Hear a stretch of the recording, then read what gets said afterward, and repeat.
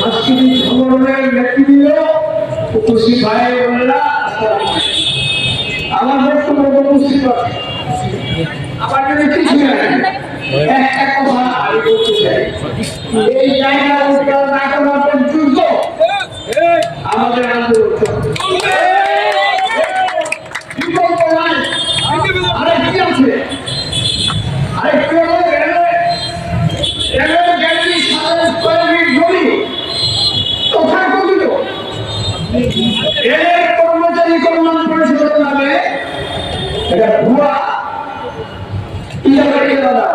বাতিল করতে হবে।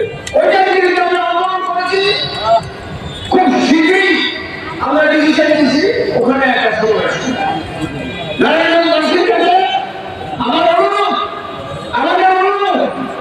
এইগুলি যদি আমরা দান করতে পারি, আমাদের এই মাধুরী কোনো মূল্য নেই।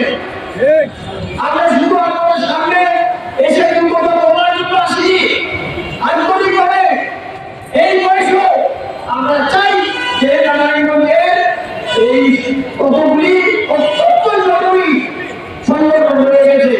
তার মধ্যে এখানে একটা আপনার মেডিকেল কলেজ নাই, এখানে ডায়ালিসিস সেন্টার নাই, এখানে ভালো পার্ক নাই, যেটা আছে